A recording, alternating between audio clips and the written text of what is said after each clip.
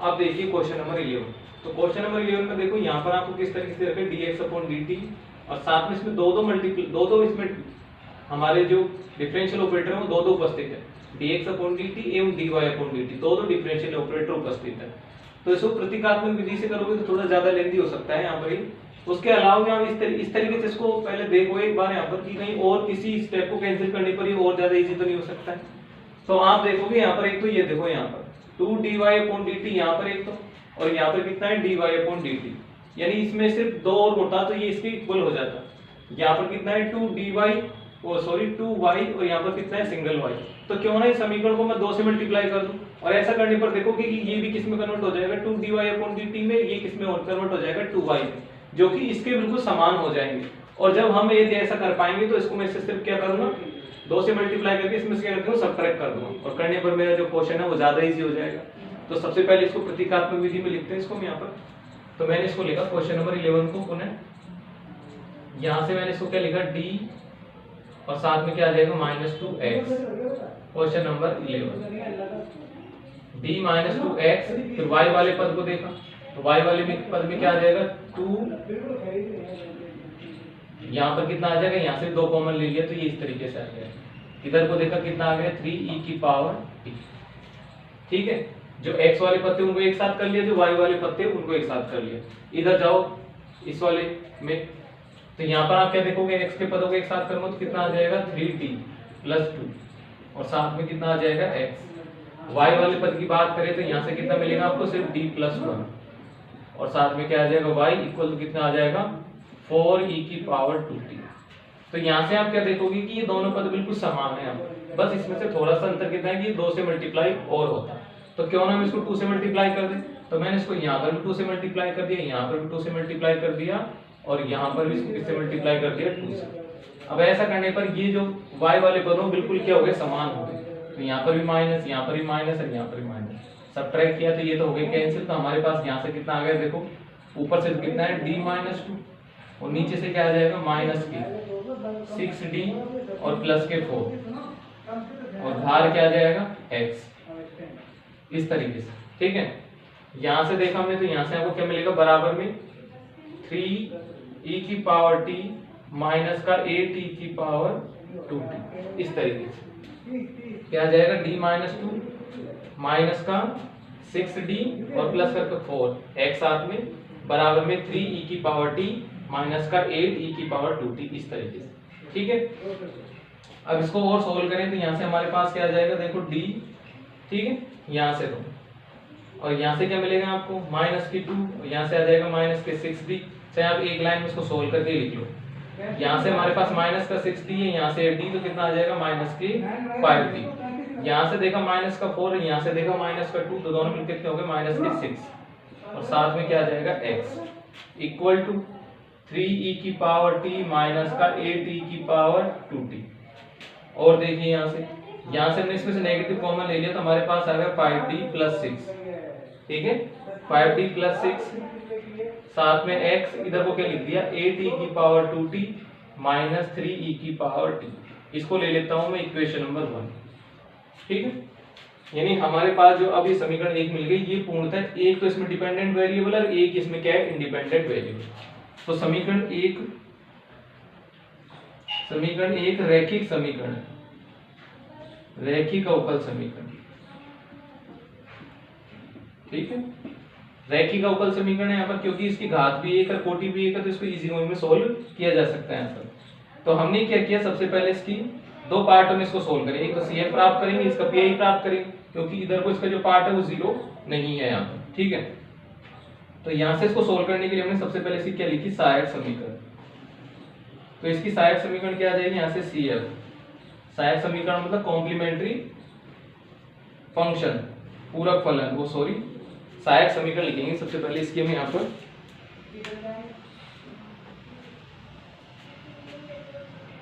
तो इसकी सहायक समीकरण हमें क्या मिलेगी यहाँ पर, सहायक समीकरण हमारे पास आ जाएगी 5m plus 6 equal to 0, implies that कि m इक्वल टू क्या आ जाएगा 5m प्लस 6 इक्वल टू 0, तो m इक्वल टू क्या आ जाएगा यहाँ से -6/5। ठीक है, m की वैल्यू आ गई। तो इसके बेसिस पे मैं इसका CF लिखूं यहाँ पर, तो CF मुझे क्या मिल जाएगा, C1 e की पावर माइनस का 6/5t। ये मुझे इसका क्या मिल जाएगा, CF प्राप्त हो जाएगा। अब बात आती है PI की। तो PI पे देखिए यहाँ पर PI इक्वल टू आ जाएगा 1/FD। तो FD का मान कितना है, 5D + 6। QT की वैल्यू कितनी है यहाँ पर, 8 e की पावर 2t माइनस के 3 e की पावर t, इस तरीके से। ठीक है, एक तो क्या है 8 e की पावर 2t माइनस का 3 e की पावर t। अब देखिए यहाँ से इसको सोल्व करने की, हम जानते हैं कि जब हमारे पास e की पावर 80 होता है तो उसके लिए हम क्या करते हैं, जो a होता है उसको d के स्थान पर रख देते हैं। अगर यदि वो 0 हो जाए तो फिर हम उसके फैक्टर करते हैं, और यदि 0 नहीं होता है तो वही हमारा क्या होता है, आंसर होता है। तो यहाँ मैंने क्या रखा है, इसको रखा है तो 8 तो यहाँ कोई आएगा ही, और जैसे मैंने इसकी वैल्यू को यहाँ रखा तो 5 × 2 + 6, और साथ में क्या आ जाएगा e की पावर 2t। एक तो ये हो गया, बीच में नेगेटिव साइन है तो नेगेटिव साइन लिखा, फिर कितना आ जाएगा 5 × 1 + 6, और ये क्या आ जाएगा e की पावर 2। सोल्व किया तो एक तो आ जाएगा 8/5 × 10 और 6 16 e की पावर 2t। एक आ जाएगा यहाँ से 3/5 और 6 11 e की पावर t। ठीक है, और सोल्व करें उसको थोड़ा सा तो ये कितना आ जाएगा 1/2 e की पावर 2t माइनस का 3/11 e की पावर t। तो इस तरीके से हमारे पास क्या आ गया, PI भी आ गया। तो CF भी फाइंड आउट कर चुके हैं, PI भी फाइंड आउट कर लिया, दोनों को ऐड करेंगे तो हमारे पास क्या आ जाएगा, समीकरण का जो एक पार्ट है वो हमें मिल जाएगा। किसके लिए मिलेगा, वो x के लिए, क्योंकि हमने समीकरण को प्रेजेंट में x के लिए सोल्व किया यहाँ पर। तो x = CF का मान कितना था, C1 e की पावर माइनस का 6/5t प्लस इसका कितना हो जाएगा 1/2 e की पावर 2t माइनस का 3/11 e की पावर t। तो इस तरीके से हमारे पास ये क्या हो गया, समीकरण का जो एक भाग है वो हमें प्राप्त हो गया। सेकेंडरी वाले पार्ट की बात करें तो सेकेंडरी वाले पार्ट के लिए हम इसको थोड़ा सा क्या करना पड़ेगा, क्योंकि हमारे पास x की वैल्यू आ गई, तो x की वैल्यू से हमें किसकी वैल्यू निकालनी है, y की।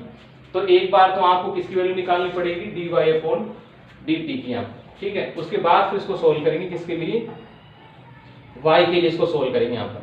ठीक है, तो सबसे पहले हम बात करें यहाँ पर किसके लिए, पहले तो हमारे पास इसको हमें x में इसको अकेला करना पड़ेगा यहाँ पर। तो x में अकेला करने के लिए सारी वैल्यूज में लिख दो यहाँ पर जो जो हमारे पास है। x में अकेला करने के लिए हम क्या करेंगे, सारी वैल्यू जो हमारे पास है वो हम t के पदों में यहाँ पर नोट कर देंगे। ठीक है, तो मैं इसको लिखता हूँ यहाँ पर, चूंकि दिए गए समीकरण से, क्योंकि दिए गए समीकरणों से अब चाहे सेकंड वाला ले लो चाहे फर्स्ट वाला ले लो, तो फर्स्ट वाले से यदि बात की जाए तो हमारे पास है 2dy/dt प्लस का 2y। जो y वाले पद है उनको तो मैंने एक पक्ष में ही रखा, क्योंकि y का मान मुझे निकालना है यहाँ पर, और लेफ्ट हैंड साइड में क्या था, राइट हैंड साइड में सॉरी, तो कितना आ जाएगा 3e की पावर t, और क्या आ जाएगा, और आ जाएगा माइनस का dx/dt आ जाएगा, और क्या आ जाएगा माइनस का यानी प्लस का क्या आ जाएगा 2x।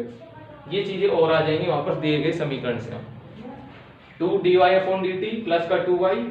ठीक है, और इधर को देखा तो 3e की पावर t माइनस का dx/dt प्लस का 2x। इस तरीके से बाकी के पार्ट और आ जाएंगे यहाँ पर। अब हमें इन दोनों की वैल्यू और रखनी है यहाँ पर, तो मैंने यहाँ पर इनकी वैल्यू रखी, तो मुझे मिली यहाँ पर 3e की पावर t माइनस का dx/dt। तो मैं इसको जो मुझे x मिला था उसको विद रेस्पेक्ट टू t क्या करूंगा, डिफरेंशिएट करूंगा। तो डिफरेंशिएट करूंगा तो पहले वाले से देखो क्या आ जाएगा, माइनस का 6/5 c1 e की पावर माइनस के 6/5t। पहला तो यही आ गया, क्योंकि इसकी e की पावर माइनस t की वजह से ये भी नेगेटिव का हो गया इसकी वजह से। आगे देखा तो आगे कितना आ जाएगा 1/2 e की पावर 2t हो गया। उससे अगला कितना आ जाएगा माइनस का 3/11 e की पावर t। तो ये मुझे किसकी वैल्यू मिल गई, माइनस का dx/dt की वैल्यू मुझे मिल गई। पहले वाले में मैंने इसको अभी तक माइनस से मल्टीप्लाई नहीं किया, क्योंकि मैंने तो सिर्फ इसका क्या किया, डिफरेंशिएट किया। तो जब माइनस से इसको मल्टीप्लाई करूंगा ये किसका हो जाएगा, प्लस का, ये किसका हो जाएगा माइनस का, और ये किसका हो जाएगा प्लस का। ठीक है, फिर क्या लिखूंगा प्लस 2x। तो 2x लिखने के लिए मुझे क्या करना पड़ेगा, यहाँ से 2c1 e की पावर माइनस का 6/5t। फिर क्या आ जाएगा, 2 से इसको मल्टीप्लाई करूंगा तो क्या आ जाएगा e की पावर 2t, क्योंकि उस 2 से ये जो मल्टीप्लाई होने वाला जो 2 है वो कैंसिल हो जाएगा। उससे और आगे चले यहाँ तो कितना आ जाएगा माइनस का 6/11 e की पावर t। तो इस तरीके से हमने उसके सारी जो वैल्यू थी वो लिखने पर हमें ये समीकरण प्राप्त होती है। अब आगे क्या करेंगे, नेक्स्ट लाइन में इसको हम क्या करेंगे, रीअरेंज करेंगे इसको। पहले तो मैं यहाँ पर भी इसको थोड़ा देख लेते हैं।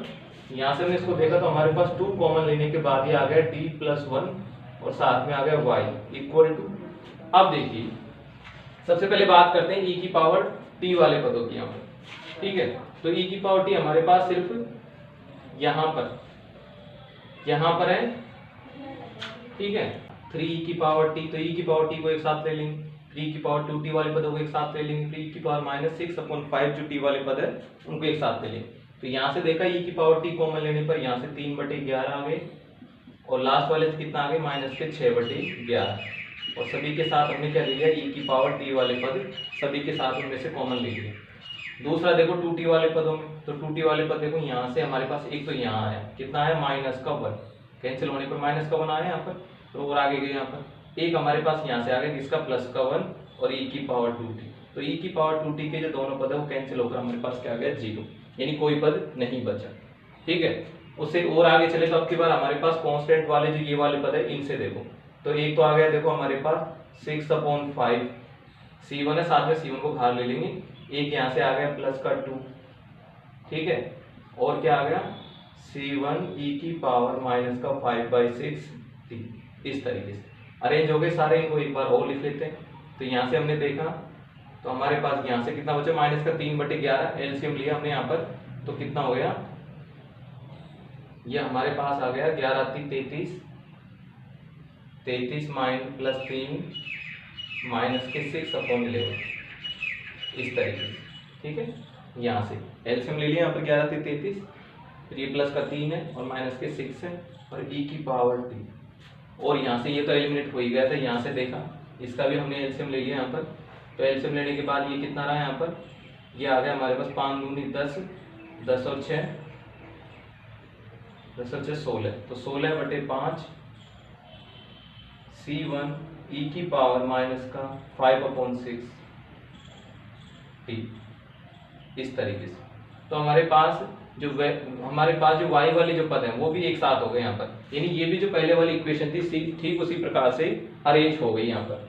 ठीक है, तो अब हम इसको भी उसी तरीके से सोल्व करेंगे जैसे पिछली बार हमने उस क्वेश्चन को, या उस तरीके से जो पिछले वाला जो इस रिजल्ट को हमने सोल्व किया था उसी तरीके से इसको भी हम सोल्व करेंगे यहाँ पर।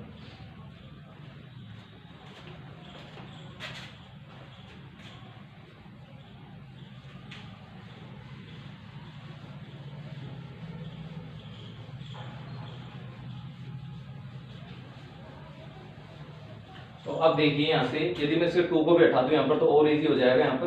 तो 2 को हटाने के बाद हम इसको लिख लेते हैं d+1y इक्वल टू, तो नीचे चले जाएगा उसके साथ डिवाइड करने पर, तो वहां से देखो कितना आ जाएगा, ये कितने हो गए थे 36 में से 6 को सब्ट्रैक्ट करें तो हमारे पास कितने आ गए 30, तो 30/22। ठीक है, 2 नीचे चले गए, नीचे जाके नीचे वाले से मल्टीप्लाई हो गए।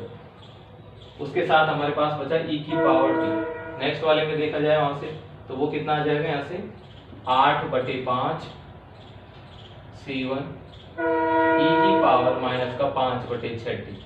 तो ये हमारे पास इक्वेशन रहती है, इसको ले लेता हूँ इक्वेशन नंबर 3। अब इक्वेशन नंबर 3 भी जो हमारे पास पिछले वाले जो रिजल्ट में जो हमारे पास समीकरण थी ठीक उसी प्रकार से, तो इसका भी CF तथा PI दोनों ज्ञात होंगे यहाँ पर।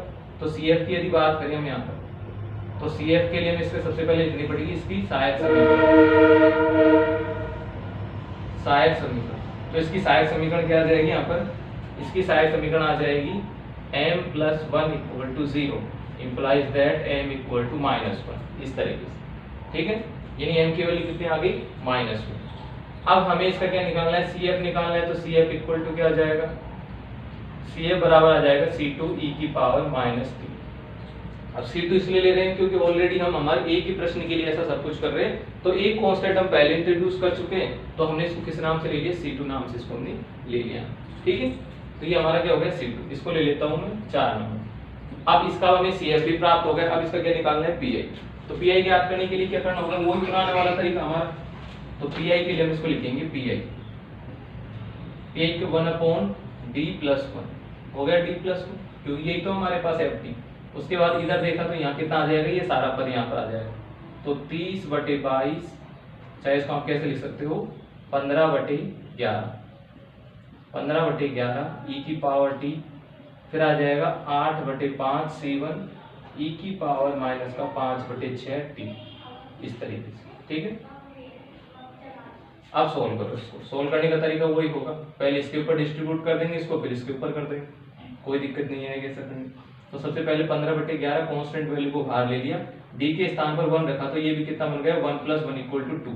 तो यहाँ से कितना मिल गया, डॉट हमें 2 और मिल गया, और ई की पावर 2, ये कंप्लीट हो गया। यहाँ से देखा इस वाले में कितना आ जाएगा, देखो 8/5, ये तो कांस्टेंट है, C1 भी कांस्टेंट है, इसको भी बाहर ले लिया।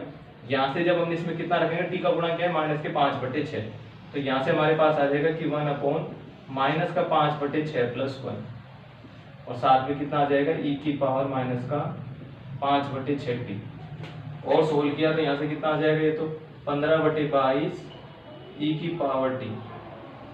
यहाँ से हमने देखा तो इसका एलसीएम लेने पर 6 में से 5 आते हैं, तो 1/6 हमारे पास रहता है, तो 1/6 के लिए ये यहाँ तो रहा 1, और ऊपर कितना चलेगा, 6। ठीक है, तो यहाँ कितना आ गया, देखो 8×6 48/5 C1। ठीक है, और यहाँ से कितना आ जाएगा, ई की पावर माइनस का 5/6 टी, इस तरीके से। तो हमारे पास पी आई भी ज्ञात हो गया, और हमारे पास सी एफ भी ज्ञात हो गया। तो इसको ले लेता हूँ मैं 5 नंबर। तो 4 और 5 को यदि ऐड कर दूं तो मेरे पास जो दूसरा रिजल्ट है y के लिए, वो भी मुझे यहाँ पर प्राप्त हो जाएगा। तो समीकरण 4 व 5 से y बराबर, क्योंकि x ऑलरेडी हम ज्ञात कर चुके हैं, अब हमें y ज्ञात करना था। तो समीकरण 4 व 5 से y बराबर CF की वैल्यू देखो, CF की वैल्यू अभी लिखी थी यहाँ पर, C2 e की power minus T plus pi की वैल्यू कितनी आ गई, 15/22 ई की पावर टी, फिर आ जाएगा 48/5 C1 ई की पावर माइनस का 5/6 टी, इस तरीके से। तो हमारे पास CF भी आ गया तथा PI भी आ गया, और उनकी सहायता से हमने क्या लिख दिया, y। तो ऐसा करने पर हमारे पास जो युगपत अवकल समीकरण थी उसकी दोनों वैल्यू हमें फाइंड आउट हो जाती है, एक तो x वाली और एक y वाली। तो पहले x वाली किससे हमने डिनोट किया था, उसको समीकरण 2 से, और इसको किससे डिनोट किया है, 6 से। तो लिखेंगे समीकरण 2 तथा 6 युगपत अवकल समीकरण का हल है। ठीक है, इस तरीके से समीकरण 2 तथा 6 युगपत समीकरण के क्या है, ये दोनों हल है यहाँ पर, जो कि एक तो हमने x के लिए सोल्व किया, दूसरा किसके लिए सोल्व किया है, y के लिए। तो जितनी भी हमारे पास समीकरण होंगी उनका इसी तरीके से हम क्या निकालेंगे, हल निकालते जाएंगे वहाँ। तो एक बार आप इसको नोट कीजिए।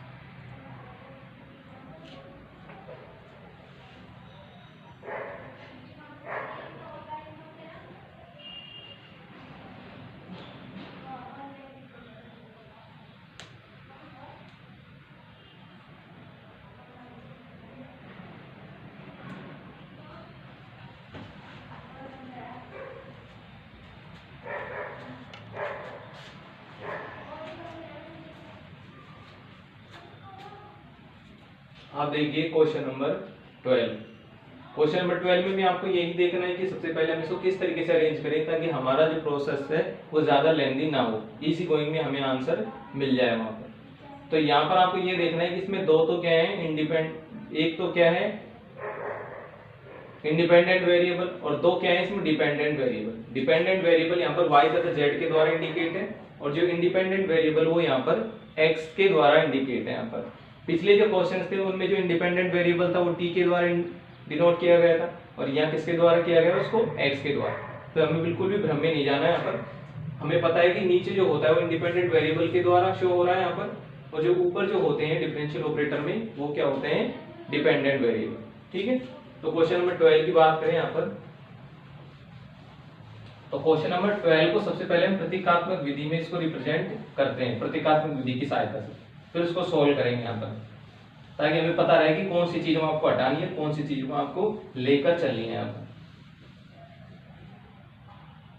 क्वेश्चन नंबर 12, यहाँ पर सबसे पहले हमने देखा y, तो y के जितने पदों को एक साथ कर लो, तो y 5d, और इधर देखा ऐसे कितना आ गया 4, और साथ में कितना आ गया y, तो y वाले पद दोनों कंप्लीट हो गए। z वाले में बात की जाए तो माइनस मैंने बाहर ले लिया यहाँ पर, तो माइनस के साथ मुझे क्या मिला यहाँ पर, एक तो मिल गया 2d और एक क्या मिल गया मुझे +1, और साथ में क्या आ गया z, इधर वो आ गया e की पावर -x, इस तरीके से। यानी जो पहली समीकरण थी उसको मैंने प्रतीकात्मक विधि की सहायता से इस तरीके से रिप्रेजेंट कर दिया यहाँ पर।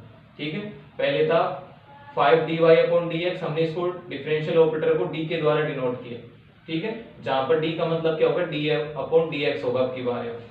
y यहाँ पर था, यहाँ पर था, दोनों को एक साथ ले लिए, z यहाँ पर था, यहाँ पर था, दोनों को एक साथ ले लिया। नेक्स्ट जो समीकरण उसको भी इसी तरीके से लिखेंगे। y के पद हमारे पास कितना है, एक तो है d और एक कितना है 8, तो ये y के पद हो गए दोनों कंप्लीट। उसके बाद z का पद कौन सा है, सिर्फ एक पद है यहाँ पर, कितना है -3z यहाँ इक्वल टू e की पावर -x। ठीक है, अब यहाँ पर आपको y तथा z में ऐसा कहीं पर भी कुछ सिमिलरिटी दिखाई नहीं दे रही, ताकि एक चीज से हमारा काम हो जाए। तो यदि मैं इस वाली समीकरण में यहाँ पर देखूं तो यहाँ पर कितना है 2d + 1 है, यहाँ पर कितना है -3 है। ठीक है, तो दोनों में अंतर है यहाँ पर। यदि यहाँ पर भी -3 भी होता तो मुझे इसको 3 से मल्टीप्लाई नहीं करना पड़ता। तो हमें दोनों में ऊपर वाली समीकरण को तो माइनस, ये बात करें कि वो 3 से मल्टीप्लाई करना पड़ेगा, और नीचे वाली समीकरण किससे मल्टीप्लाई करना पड़ेगा, 2d + 1 से। हम ये चीज यहाँ पर भी कर सकते हैं, ऐसा करने पर आपको ज्यादा लेंथी होगा यहाँ पर ऐसा करना, क्योंकि ये चीज ऊपर जाके मल्टीप्लाई होगी, ऊपर वाली नीचे वाली मल्टीप्लाई होगी, तो दो बार आपको ये चीजें करनी पड़ेंगी। ठीक है, तो क्यों ना हम समीकरण एक को तो किससे मल्टीप्लाई कर दे 3 से, और दूसरे को किससे मल्टीप्लाई कर दे 2d + 1 से। तो यहाँ लिखते हैं समीकरण एक को किससे मल्टीप्लाई किया हमने यहाँ पर 3 से,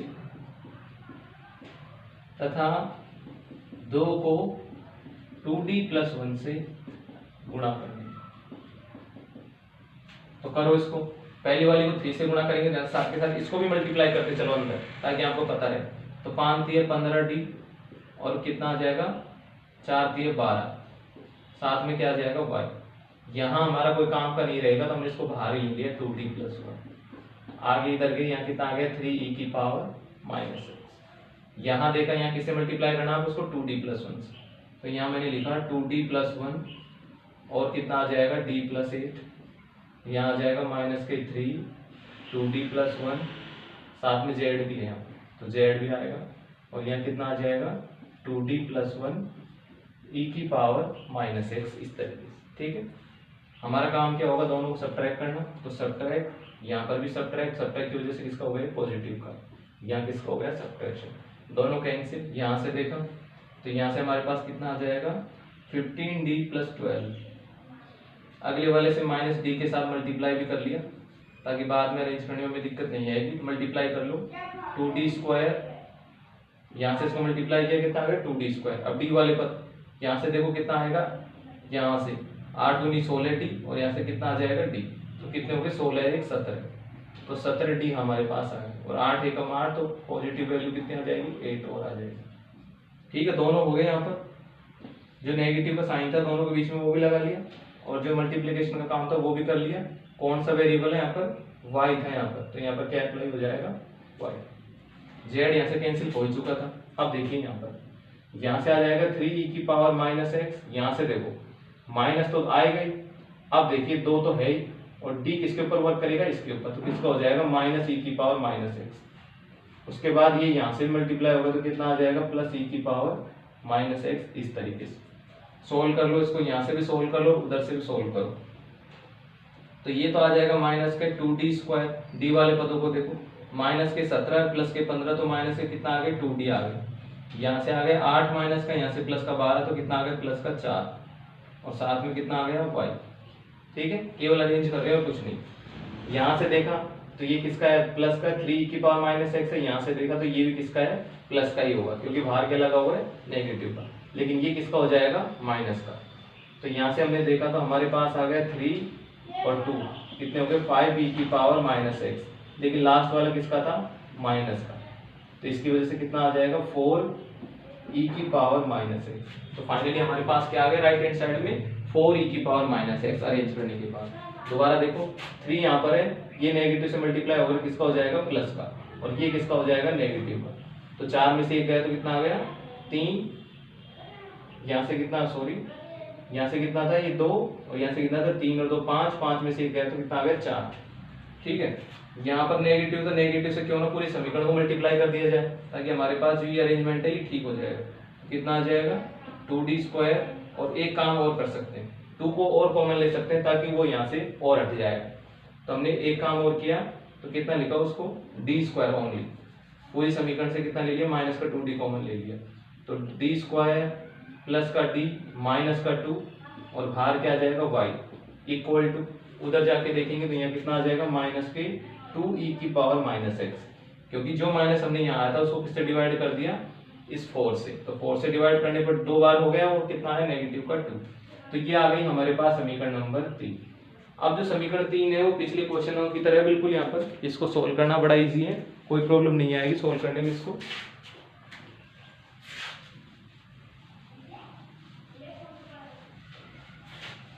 तो हमें इस समीकरण के CF तथा PI निकालने हैं, क्योंकि समीकरण दोनों रूपों में इसका जो QX है वो भी 0 नहीं है, यानी जो इसका राइट हैंड साइड में 0 वाला पार्ट नहीं है, बकायदा x का फंक्शन है यहाँ पर। तो अब हम क्या करेंगे, यहाँ पर यहां से देखिए, यहां से हमारे पास क्या होगा, देखो हमें यहाँ पर इसकी सहायक समीकरण प्राप्त करनी है, सहायक समीकरण। तो सहायक समीकरण प्राप्त करने के लिए आपको क्या करना पड़ेगा, यहाँ पर हमने इसको लिखा m² प्लस m-2 बराबर 0। ठीक है, जानते हैं कैसा करते हैं कि d के स्थान पर m रखा जाता है, और जो हमारे पास डिपेंडेंट वेरिएबल होता है उसके स्थान पर क्या रखा जाता है, 1। ऐसा करने पर हमें क्या मिल जाती है, सहायक समीकरण प्राप्त हो जाती है। अब हमें इसके ऐसे तो टुकड़े करने हैं जो कि इसको सेटिस्फाई भी करे और हमें m की वैल्यू भी प्रदान करें यहाँ पर। तो इसको कैसे लिख पाएंगे हम, यहाँ पर है माइनस का 2, तो हमने इसको इस तरीके से नहीं लिख सकते क्या, कि m+2 एंड m-1 इस तरीके से। अब देखिए यहाँ से आ जाएगा 2m, यहाँ से आ जाएगा -m, तो 2m में से 1m गया माइनस का, तो m बचा। 2 इससे मल्टीप्लाई होगा तो माइनस के 2 वो भी आ जाएंगे, और m से m मल्टीप्लाई होगा तो m² भी आ जाएगा। हो गई दोनों फैक्टर। ऐसा करने पर हमें m की दो वैल्यू क्या आ गई, एक तो आ गई -2, एक क्या आ गई 1। इनकी सहायता से CF यदि यहाँ पर लिखूंगा तो CF बराबर क्या हो जाएगा, CF बराबर मुझे मिल जाएगा C1e−2t, और क्या मिलेगा, C2e⁻t। इस तरीके से दो वैल्यू मुझे यहाँ पर प्राप्त हो जाएंगी। ठीक है, अब बात करें PI की। PI की यदि बात करें तो PI किस तरीके से प्राप्त होगा आपको, तो PI के लिए हम देखते हैं यहाँ पर, तो 1/FD, FD की वैल्यू क्या आ जाएगी, d² प्लस b-2, और QT की वैल्यू जो क्या मिलेगी, यहाँ से -2 e⁻x। इस तरीके से सोल्व करो इसको। सोल्व करने के लिए -2 तो आगे आ जाएगा, और d के स्थान पर मुझे क्या रखना पड़ेगा, x का गुणांक, और x का गुणांक कितना है, -1, तो यहाँ रखा -1, तो उसकी वजह से तो -1 का स्क्वायर इक्वल टू 1, यहाँ आ जाएगा -1, और यहाँ कितना आ जाएगा -2, और यहाँ लिख दूंगा e⁻x। सोल्व मैंने इसको आगे किया तो मुझे मिला -2/, यहाँ देखो इससे तो ये कैंसिल हो गया, तो -2 ही मुझे नीचे मिल गया, e⁻x। -2 से -2 चले गए तो मुझे क्या मिल गया, सिंपली e⁻x मुझे किसके रूप में मिल गया, PI के रूप में मुझे प्राप्त हो गया यहाँ पर। ठीक है, अब हमारे पास दोनों वैल्यू आ गई यहाँ, कौन कौन सी, एक तो हमारे पास CF भी प्राप्त हो गया, और एक हमें PI भी प्राप्त हो गया। ठीक है, तो यहाँ से हम इसको देखें यहाँ पर, तो हमारे पास जिस समीकरण का हमने जो पहला वाला पार्ट यानी जो y के लिए हमने इसको सोल्व किया था वो हमें यहाँ पर प्राप्त हो गया। तो यहाँ से हम लिखेंगे, इसको ले लेते हैं नेक्स्ट रिजल्ट के रूप में। तो एक तो आ गया था हमारा CF, तो आ गया था किसके द्वारा, 4 के द्वारा, और ये किसके द्वारा आ जाएगा, 5 के द्वारा। तो समीकरण 4 व 5 से समीकरण 4 व 5 से। समीकरण 4 और 5 से हमें इसका जो एक पार्ट है यानी जो y के रूप में हमें इसका जो आंसर मिलने वाला था वो हमें प्राप्त हो जाएगा। तो y इक्वल टू क्या आ जाएगा, y इक्वल टू CF की वैल्यू C1 e की power -2t plus C2 e की पावर t और यहाँ से आ जाएगा प्लस हम t के रूप में इसको नहीं लिखेंगे। क्यों नहीं लिखेंगे, क्योंकि हमारे पास जो क्वेश्चन है उसमें इंडिपेंडेंट वेरिएबल कौन था, यहाँ से देखो x था। तो हमने जहाँ जहाँ जो t किया वो गड़बड़ की है, तो यहाँ हमें इसको किस में कन्वर्ट करना पड़ेगा, x में। जहाँ जहाँ हमारे पास ये है उसको हमें किस में कन्वर्ट करना पड़ेगा, x में। तो ऐसा करने पर हमारे पास क्या आ जाएगा, e की पावर -2x एंड e की पावर x। अब एक रिजल्ट हमें क्या मिला, प्लस e की पावर -x।